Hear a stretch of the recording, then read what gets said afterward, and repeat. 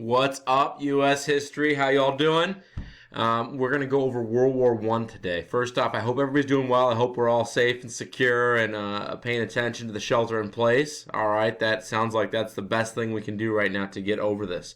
All right, if you came by school that last Monday, you should have this packet. If not, the packet's available online. I published it earlier. All right, this film or this video is just going to kind of give you a little overview of World War I. Then you can start some of your activities and things like that. What we're going to do right now is just go over the basic notes. Just this first page of notes right here. Okay, I'll go over and just highlight a couple things. We've got a song in here. If you were with us last week, you were able to sing that song with us over there. All right, I'm waiting for the slide to go to the next slide, but I got the lyrics in there for us. Let's see. Here we go. Over there, right? We sang this. This is an interesting song. You're going to hear this song in the film you watch later today if you get to that film. All right, but let me just outline what was World War I. Sorry, I was doing a video on World War II earlier. What was it really all about? Okay, and why did this conflict happen to take place? All right, things we need to keep in mind as we look at this. There's an acronym a lot of teachers use called MAIN. The four major reasons that started the war. There's four of them, basically, right? Militarism. What is militarism? This is a glorification and building up of your military. You glorify. The military is great. That would be shown in having military parades. The United States does not do military parades. All right, it's something we've kind of gone away with. All right, we don't do that. We need to flex our military might. Yes, we have a strong military, but we don't need to do it. But at this time, in the early 1900s, countries around the world, especially in Europe, were doing this. They're flexing their military might. All right, and they're glorifying it and building it up. Another issue, the second issue, is the alliance system. There was a web of alliances, entangled alliances, and you'll see this and how it breaks out the war, how it makes the war really come to the forefront, and it really is one of the linchpins in starting off this conflict. The third major issue is imperialism. European countries at this time have been going around parts of the world, colonizing, fighting over resources.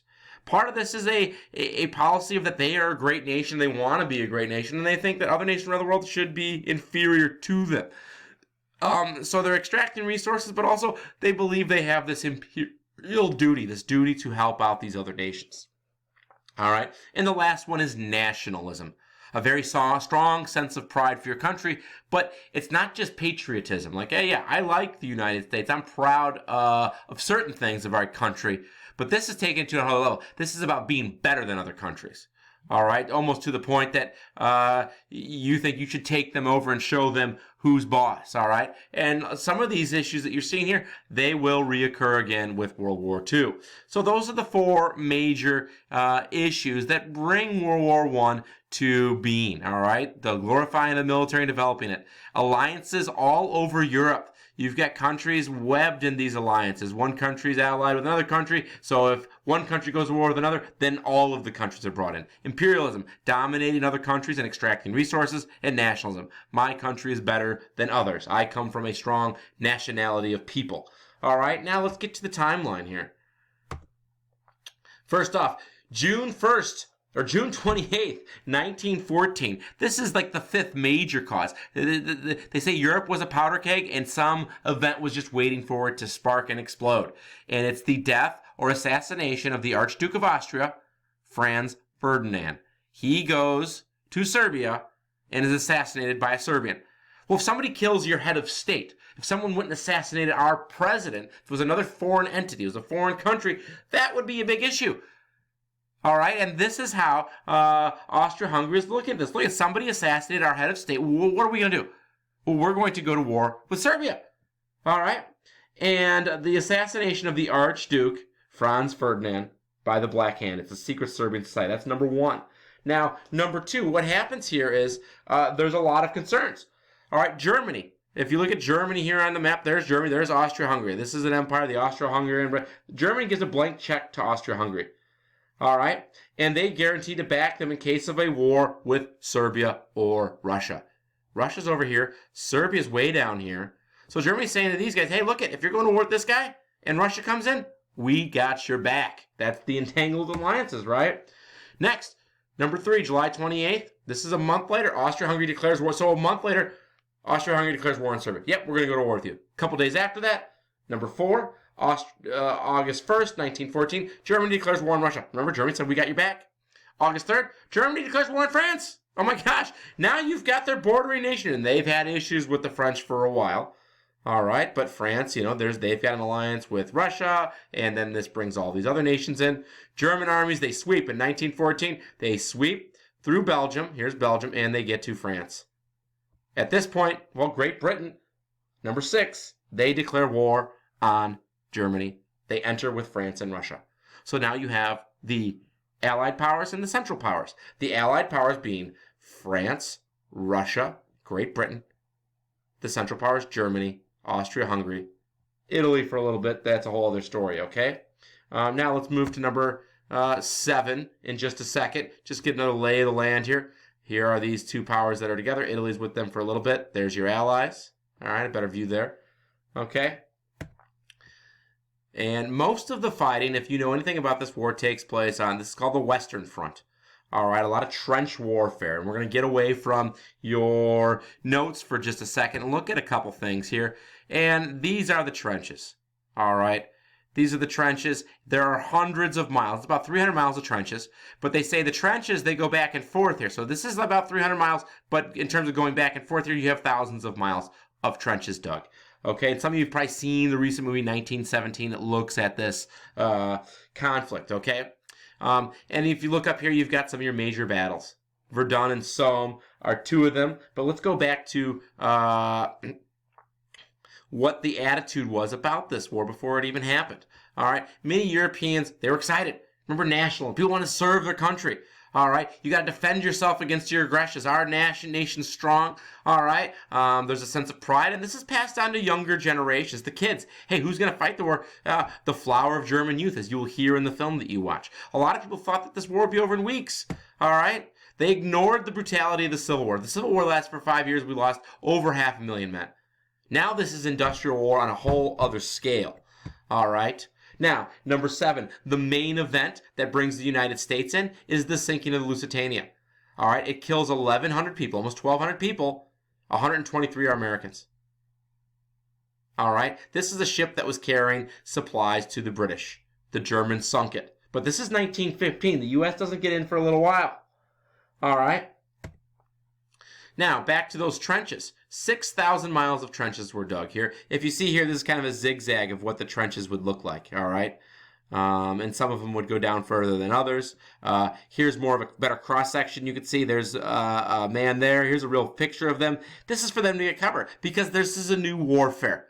All right, new style warfare, the guns. They've got repeating rifles and things like that can mow down men unbelievably. It's different than the Civil War where they had a muzzle-loader rifle. You'd put the shot in and you have to stuff it in. It takes you about 30 seconds to turn around and do that. Now they're firing, around a second, if not more.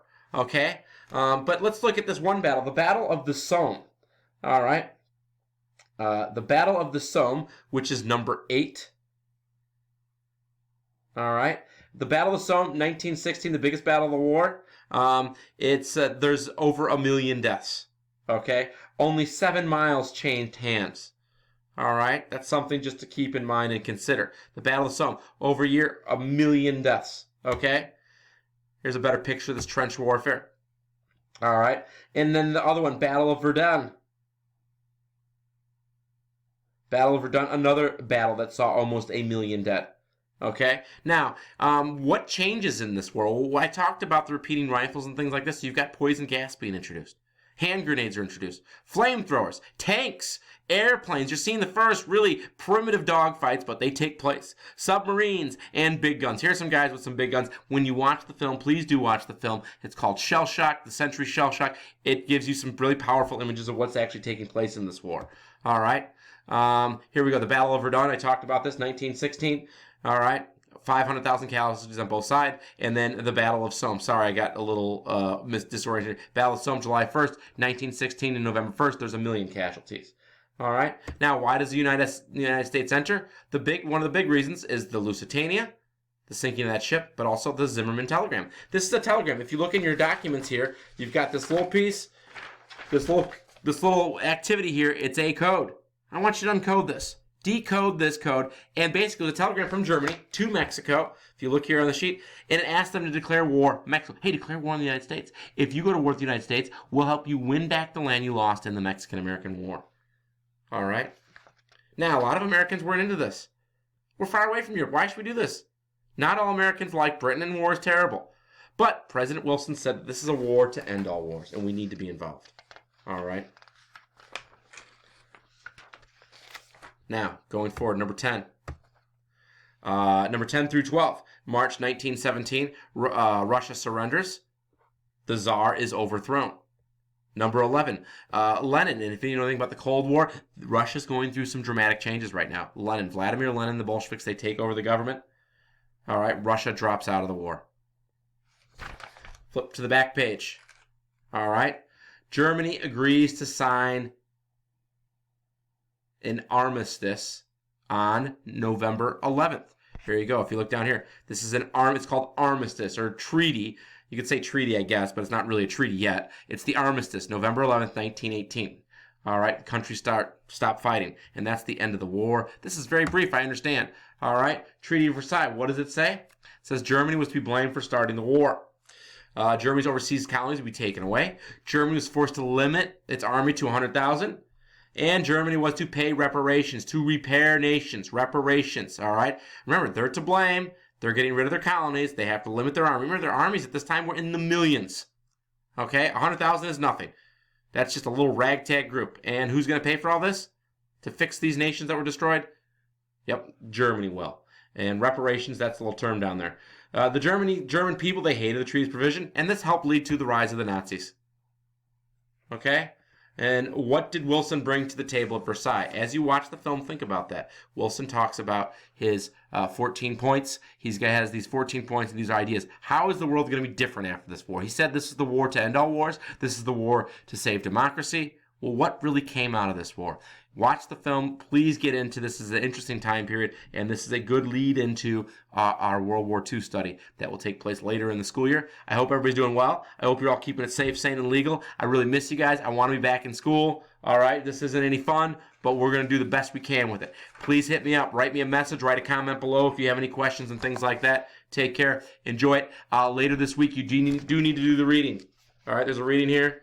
Later in here, it's called Johnny Got His Gun, and there's a song, Metallica. I'll post the video to Metallica 1, and you got to do this stuff here. I'd like you to write your response online in Google Classroom. Anyways, enough said by me. Take care. Keep it safe, sane, and legal. And please do the shelter in place. God bless.